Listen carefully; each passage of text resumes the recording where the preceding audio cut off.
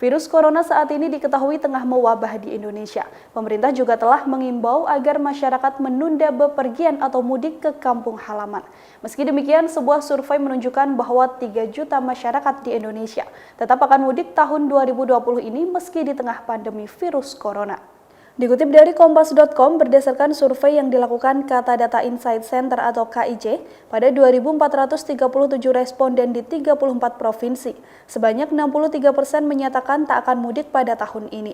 Namun terdapat 12% responden yang mengatakan tetap akan mudik meski pandemi COVID-19 tengah melanda. Sementara itu, 21% responden lainnya belum mengambil keputusan dan 4% lainnya sudah pulang ke kampung halaman sebelum musim mudik.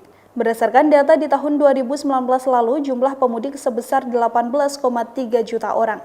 Artinya, berdasarkan survei tersebut, 12% dari 18,3 juta orang berjumlah sekitar 3 juta masyarakat tetap akan mudik tahun ini.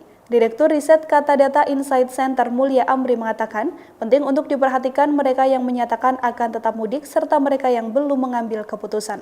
Berdasarkan data survei tersebut, mereka yang sudah mudik terlebih dahulu didominasi kelompok mahasiswa atau pelajar sebanyak 39,4%.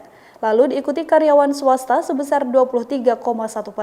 Sementara itu, dari yang tetap ingin mudik pada masa Lebaran nanti, kelompok terbanyak adalah pegawai swasta sebesar 35,6%, PNS atau ASN sebesar 23,4%, dan pelajar atau mahasiswa sebesar 11%.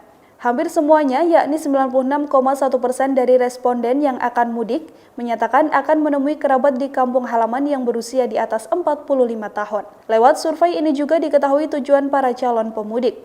Pemudik asal Jakarta terbanyak akan ke Jawa Tengah sebesar 35%, ke Jawa Barat 18,3%, dan Jawa Timur 11,7%. Survei mengenai mudik ini dilakukan secara online oleh Kata Data Insight Center dan berhasil menjaring 2.347 responden pengguna internet di Indonesia. Adapun kelompok usia respondennya yakni 17 hingga 29 tahun sebanyak 37,8%, 30 hingga 40 tahun sebanyak 30,3%, 41 hingga 50 tahun sebanyak 24%, 51 hingga 60 tahun sebanyak 6,7%, dan di atas 60 tahun sebanyak 1,2%.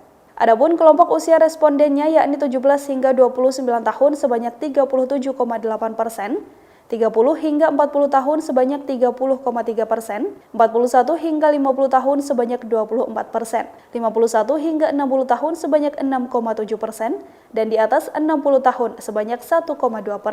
Demikian Tribun News Update, nantikan berita terbaru lainnya hanya di tribunnews.com. Terima kasih sudah nonton, jangan lupa like, subscribe, dan share ya!